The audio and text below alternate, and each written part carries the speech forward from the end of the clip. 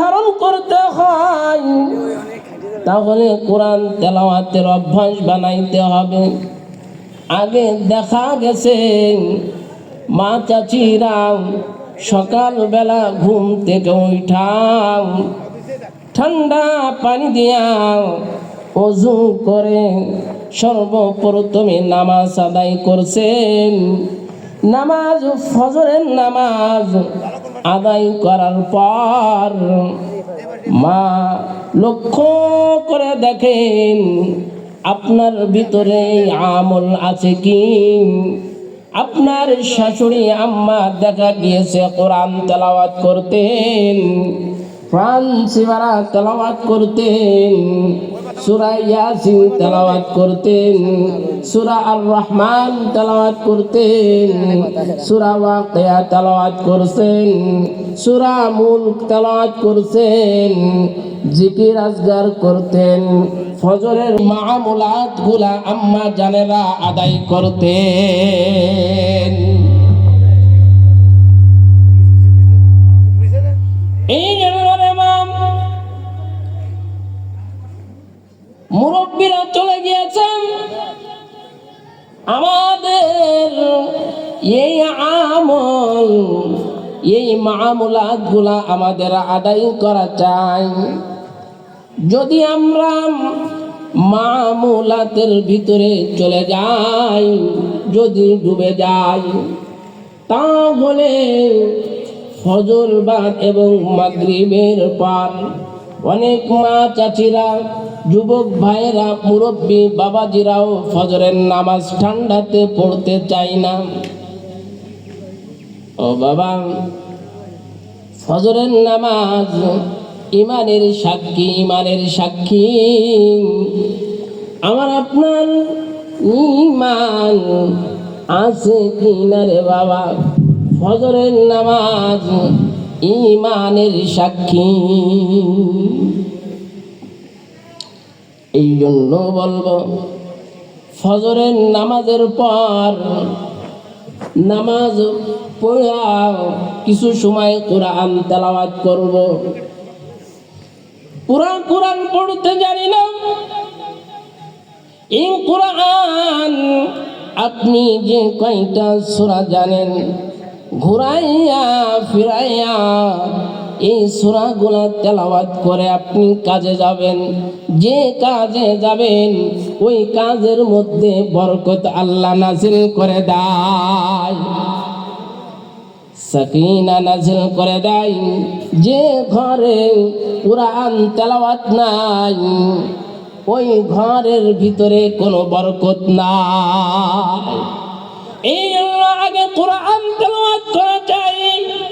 কোরআন তেলাওয়াত আগে শিখতে হবে, নিজের শিখার আগ্রহ পয়দা করতে হবে।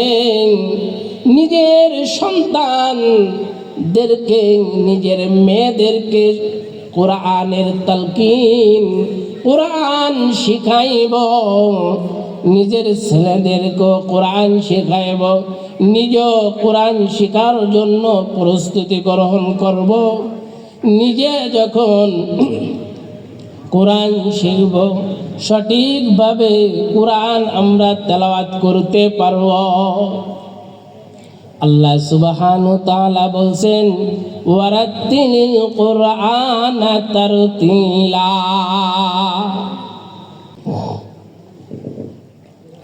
এই জন্য কোরআন তেলাওয়াত বেশি বেশি করে করতে হবে। কোন গাড়ির ড্রাইভার যদি কোরআন তেলাওয়াত করে তার দাম বাইড়া যায়। কোন বাবুর্চি যদি কোরআন তেলাওয়াত করে তার দাম বাইড়া যায়। কোন মা চাচি যদি কোরআন তেলাওয়াত করে তার দাম আল্লাহর কাছে বেড়ে যায়। এই জন্য কোরআন তেলাওয়াত করা চাই। কোরআন মা, আপনি এখন বয়স হয়েছে, আপনি যারা সন্তানেরা কোরআন পড়ে তাদের কাছে কোরআনের পিপাসিত হইয়া তাদের কাছে শেখেন। সকাল সন্ধ্যা কোরআন বেশি বেশি করে করা, তেলাওয়াত করা চাই। সকাল সন্ধ্যা জিকির করা যায়। আল্লাহ সুবহানাহু ওয়া তাআলা বলছেন, উতলু মা উহিয়া ইলাইকা মিনাল কিতাবি আকিমিস সালাহ। এক নম্বর হচ্ছে কোরআন তেলাওয়াত, দুই নম্বর নামাজ। চাই নারী হোক চাই পুরুষ হোক, যদি নামাজ যদি কায়েম যদি না করতে পারেন রে মা, এই নামাজ যখন কায়েম হয়ে যাবে, ফিট হয়ে যাইবে, নামাজ যখন সহি শুদ্ধভাবে যথা সময় যথা নিয়মে যথা পদ্ধতিতে যথা মাসলাক অনুযায়ী কোনো বান্দা বান্দি যদি নামাজ আদায় করে, তাহলে এই নামাজ কায়েম হয়ে যাবে। যখন নামাজ ঠিক হয়ে যাবে, ইন্নাস সালাতা তানহা আনিল ফাহশাই ওয়াল মুনকার।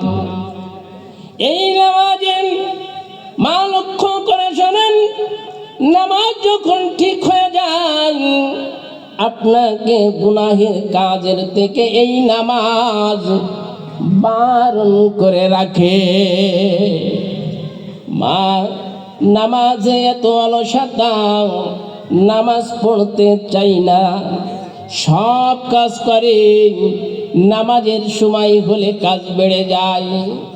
নামাজে অলসতা, যদি বলা হয় মা আপনি সারা বছর রোজা রাখবেন, রজব মাস শুরু হয়ে গিয়েছে, সামনে রমজান আসতেছে, ও মা আপনাকে যদি বলা হয় এই রজব মাস ধরে আপনি রোজা রাখেন, বলবেন হুজুর ঠিক আছে, রজব মাস ধরে আমি রোজা রাখবো, আমি 5 ওয়াক্ত নামাজ পড়তে রাজি না,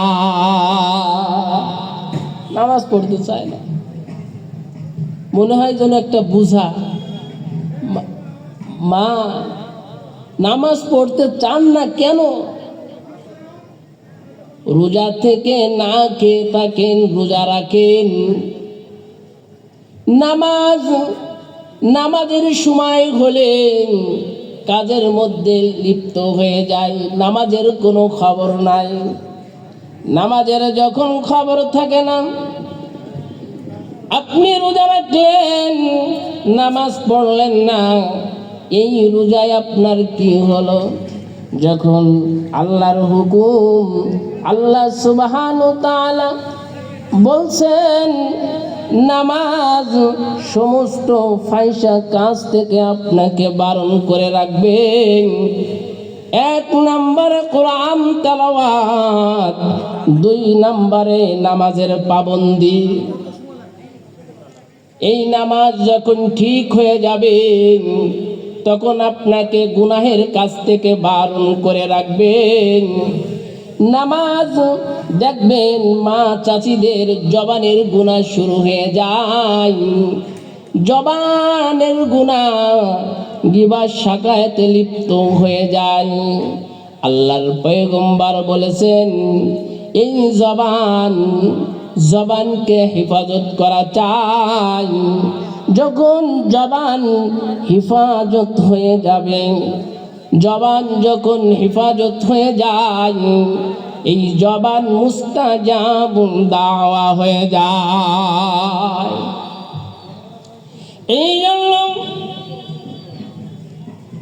জবান হেফাজত, যখন আমি কোরআন তেলাওয়াত করব জবান হেফাজত থাকবে, যখন আমি জিকির আজগার করব, মামুলাত আদায় করব, তখন আমার জবানটা হেফাজত থাকবে। ও মুসলমান আম্মা জানেরা, আমরা গিবাত করতে ভালোবাসি, গিবাত করতে ভালোবাসি। আল গীবাতু আশাদ্দু মিনাজ জিনা। আল্লাহর হাবিব হাবিবে কিবরিয়া মুহাম্মাদুর রাসূলুল্লাহ সাল্লাল্লাহু আলাইহি ওয়াসাল্লাম বলেন, গীবাত এমন একটা মারাত্মক ব্যাধি, গীবাত এমন একটা মারাত্মক অপরাধ, জিনার থেকে মারাত্মক। মুসলমান আম্মা জানেরা, আপনাদের খেদমতে আরজ করব, জবানকে হিফাজত করা চাই।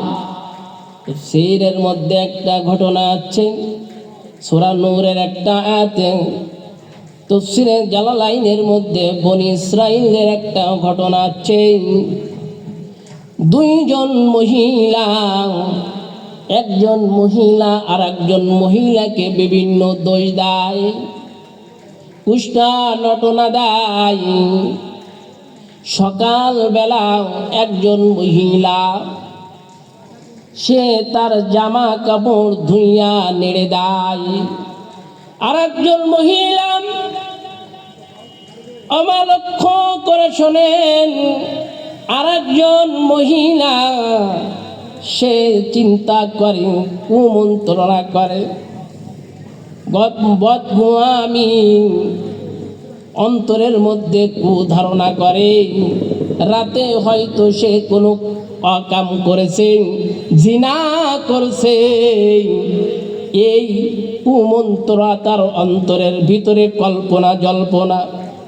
কিছুদিন পরে এই মহিলা মারা যায়।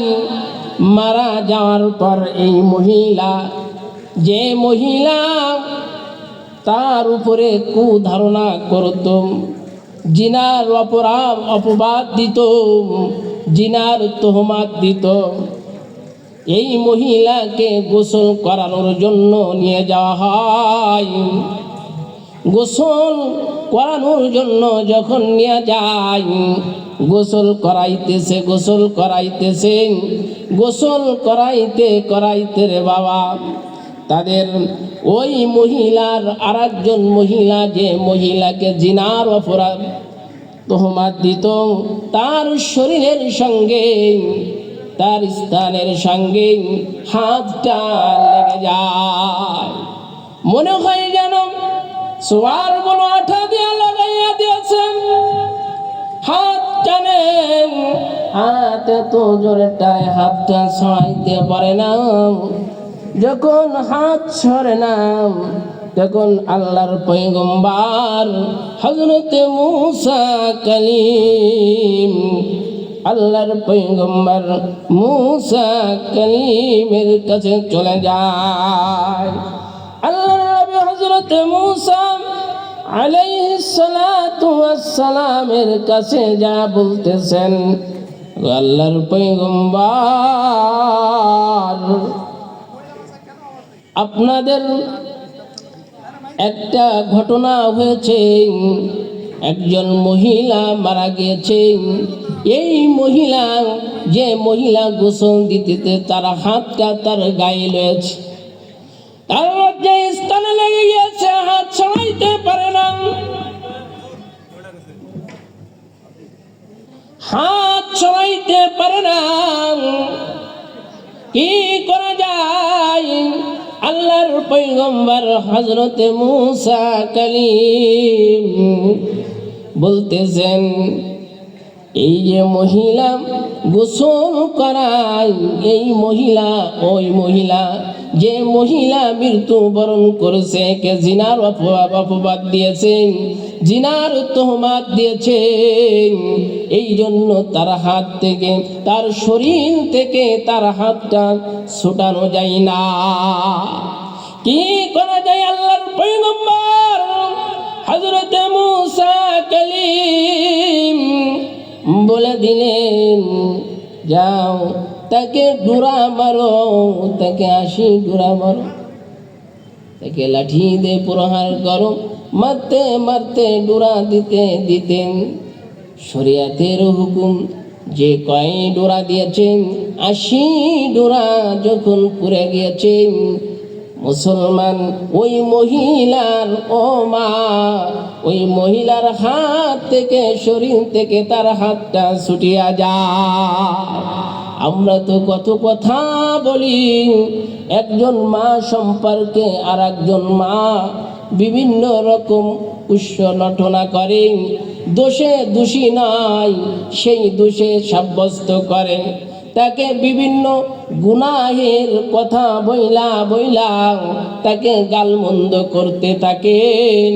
ও মুসলমান, ভালো করে শোনেন মা, আমাদের জবানকে হেফাজত করা চাই। আল্লাহর পয়গম্বর বলেছেন, আল মারআতু ইযা সাল্লাতু খামসাহা, কোন মহিলা 5 ওয়াক্ত নামাজ যদি আদায় করবে, 5 ওয়াক্ত নামাজ, ওমা 5 ওয়াক্ত যখন নামাজ আদায় করবার মা, আপনার গুনাহের কোনো সগল আসবে না। গুনাহের সগল ছাড়তে গেলে 5 ওয়াক্ত নামাজ, নামাজের তাকাজা অন্তরের ভিতরে ধারণ করা চাই। কোন মা 5 ওয়াক্ত নামাজ যদি ঠিক মতন আদায় করবে, 5 ওয়াক্ত নামাজ ঠিক মতন আদায় করা চাই। সামাত শাহরাহাম, রমজান মাসের রোজা রাখা চাই। ওয়া আহসানাত ফারজাহা, লজ্জা স্থানকে হেফাজত করা চাই। ওয়া আতাআত বালাহা, স্বামীর খেদমত করা চাই। ফালতাদখুল মিন আবওয়াবিল জান্নাতি শাদ। আল্লাহর পয়গম্বর বলেছেন, 5 ওয়াক্ত নামাজ, 5 ওয়াক্ত নামাজ, রমজান মাসের রোজা, লজ্জা স্থানের হেফাজত, স্বামীর খেদমত। আল্লাহর পয়গম্বর বলেছেন, জান্নাতের যে দরজা দিয়ে ইচ্ছা, ওমা সেই দরজা দিয়া আপনি জান্নাতে প্রবেশ করতে পারবেন। আল্লাহর পয়গম্বর বলেছেন, জিনাল আইনিন নাজর, চোখের জিনা, আপনি ইচ্ছায় তাকান আর অনিচ্ছায় তাকান। যখন কোনো বেগানা পুরুষের দিকে আপনার ভিতরে খায়েশ নিয়ে তাকাইলেন, ভালো লাগে তাই তাকাই। ওমা জবানকে হিফাজত, হিফজুল আমানাতি ওয়া সিদকু হাদিসিন, জবানকে হিফাজত, নজরকে হিফাজত করা চায়। নজর যখন হিফাজত না করতে পারবেন, তাহলে আল্লাহর আদালতে ওমা আপনার হিসাব দেওয়া লাগবে। এই জন্য মুসলমান মাদেরকে বলবো, আল্লাহর পয়গম্বর বলেছেন, হুসনে আখলাক, চরিত্র ভালো বানানো চাই। যদি চরিত্র ভালো না হয়, তাহলে আপনি কেমনে মুমিন হবেন? ইমানদারদের মধ্যে মুমিন হতে গেলে ও মা, আল্লাহর পয়গম্বর বলেছেন, আপনার আখলাক ভালো হওয়া চাই। হুসনে আখলাক, আখলাক যদি ভালো না হয়, আল্লাহর পয়গম্বর বললেন, আকমালুল মুমিনিনা ঈমানান আহসানুহুম খুলুকা।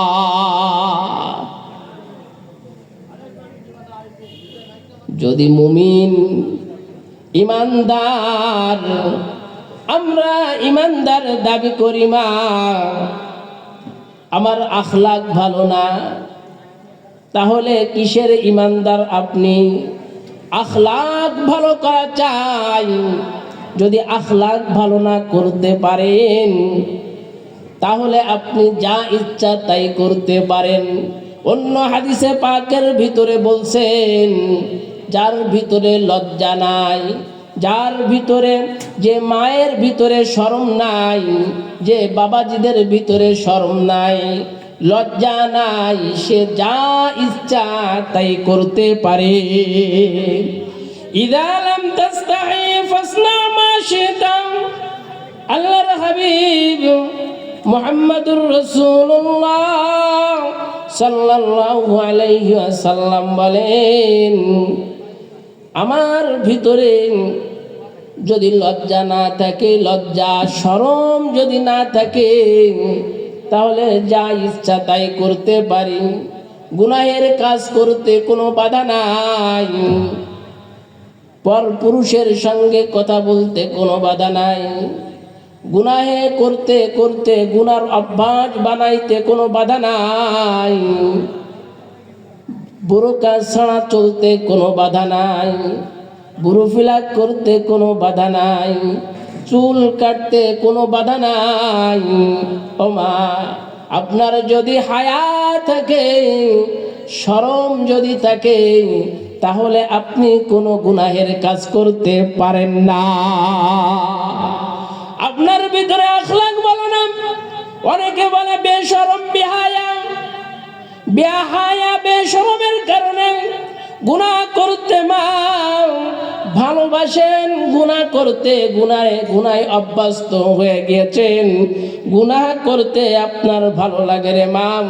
এই জন্য আপনার কাছে বলবো রে মা, গুনাহ ছাড়তে হবে, শরম বিহায়াপনা আপনার ছাড়তে হবে, আপনার ভিতরে আখলাক আনতে হবে, হুসনে আখলাক।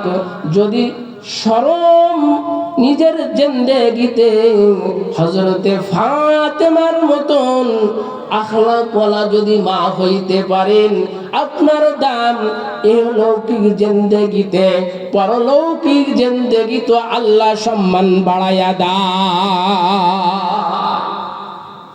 দিতে পারেন কিনা। এই জন্য মা আপনাদের খেদমতে আরজ করব, আপনার হুসনে আখলাক হওয়া চাই। আল্লাহ সুবহানাহু ওয়া তাআলা বলছেন, ওয়াকারনা ফি বুয়ুতিকুন্না ওয়ালা তাবাররাজনা তাবাররুজাল জাহিলিয়াতিল উলা। জাহেলি যুগের মতন নারীদের মতন খাওয়া যাবে না রে মা। নিজেকে হুসনে আখলাক বানান, আখলাকওয়ালা জিন্দেগি গঠন করেন। আখলাক শরমওয়ালা জিন্দেগি গড়েন, নাজুকওয়ালা জিন্দেগি যদি বানাইতে পারেন, আখলাকের কত দাম ও মা। এই জন্য তো মহিলা মাদ্রাসা, যেখানে আখলাক শেখানো হয়, বেতমি শেখানো হয় না, আদবওয়ালা মা তৈরি করা হয়। মা যদি ভালো হয়, কারখানা যদি ভালো হয়, মাল ভালো হবে। ফর্মা যদি ভালো হয়, ঈদ ভালো হবে। ও মা, সন্তান ভালো বানাইতে গেলে আপনাদের নেক আমলের মধ্যে ডুবে থাকা চাই। তা না হলে আমিরে মুহাম্মদ ধারণ করা যায় না। আমিরে মুহাম্মদ যুদ্ধের ময়দানে চলে গিয়েছেন, পিতার সন্তানকে আমির বানাইয়া যুদ্ধের সেনাপতি হিসেবে পাঠিয়ে দিয়েছেন। খবর আছে, আব্বা জানের কাছে খবর আছে, আপনার সন্তান কাফেরদেরকে, কাফের মুশরিক শত্রুদের পিঠ দিয়া মুখ ফিরাইয়া পরাজিত হইয়া চলে যাচ্ছেন। তাদের দল নিয়ে আসে বাড়িতে ফিরছেন।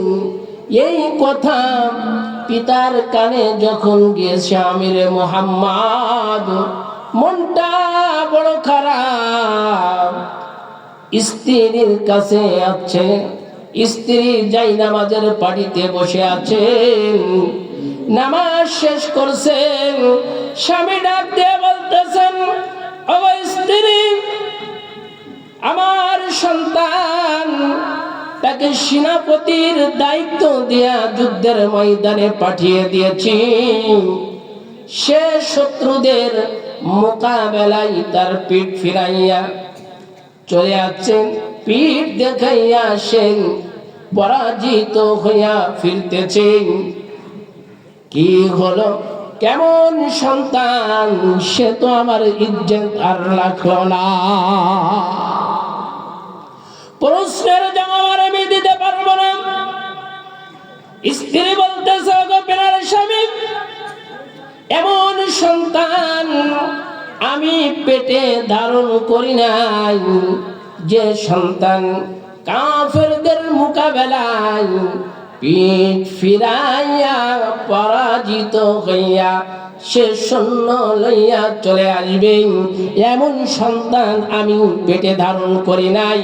ও মা, ভালো করে শোনেন, এই আমিরে মুহাম্মদ বিজয় মালার প্রতিধ্বনি দিয়া মিছিল দিতে দিতে যখন বাসভবনের দিকে আসতেছেন, চিলে কুঠাতে দাঁড়িয়া পিতা লক্ষ্য করে দেখে সন্তান বিজয় মিছিল নিয়ে বাড়িতে ফিরতেছেন।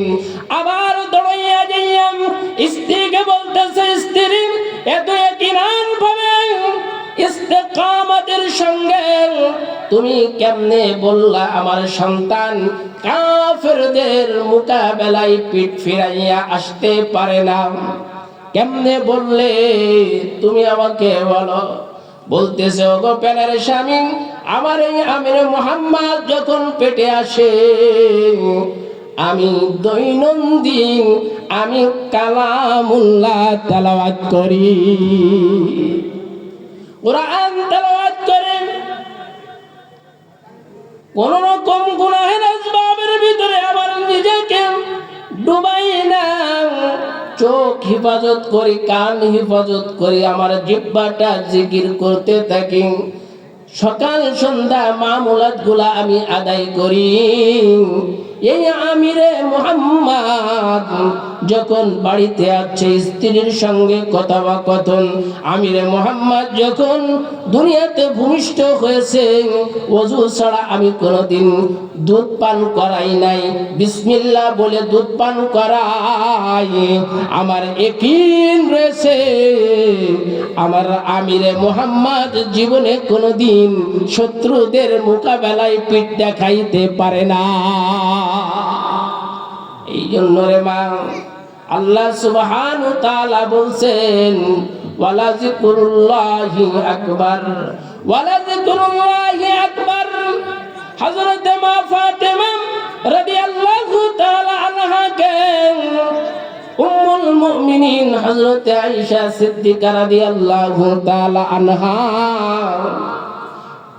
মাধ্যমে সুপারিশ করাইলেন, আল্লাহর পয়গম্বরের দরবারে গেলেন, এত কষ্ট করেন, নিজের জাতি ঘুরাই, নিজের জাতি ঘুরাই, নিজের জাতিতে নিজের কষ্ট হয়, হাতে ঠোলা পড়ে গিয়েছে, কার জামা ময়লা হয়ে যায়, পয়গম্বরের কাছে খাদেম আনতে যায়, যাইয়া দেখেন লাইনও দাঁড়াইছে, লাইনে দাঁড়ানোর পরে সবাইকে খাদেম বাদি দিয়া দেয়। হযরতে ফাতেমাকে আল্লাহর পয়গম্বর ডেকে বলে, মা কেন আছো? খাদেম বাদি নেওয়ার জন্য, নিজের কাজ নিজে করি। আল্লাহর পয়গম্বর শুনে বললেন, ইত্তাকুল্লাহ, ওমা আল্লাহকে ভয় করো। ওমা, আমি তোমাকে ছোট একটা আমলের কথা বলে দিই, যে আমল ছোট, ওয়ালা যিকরুল্লাহি আকবার, আমল ছোট, এর প্রতিদান অনেক বড়। 5 ওয়াক্ত নামাজ আনতে রাত্রে যখন শুইবা 5 ওয়াক্ত নামাজ অন্তে সুবহানাল্লাহ আলহামদুলিল্লাহ, সুবহানাল্লাহ আলহামদুলিল্লাহ, আল্লাহু আকবার, লা ইলাহা ইল্লাল্লাহ, এই আমলগুলা যখন করবা তোমার কাজের মধ্যে আল্লাহ বরকত দান করে দেয়। এই জন্য 5 ওয়াক্ত নামাজ অন্তে 33 বার সুবহানাল্লাহ রে মা, 33 বার সুবহানাল্লাহ, 33 বার আলহামদুলিল্লাহ, 34 বার আল্লাহু আকবার। এই জন্য হাদিসে পাকের ভিতরে আছে এটাকে তাসবিহ ফাতিমি বলা হয়।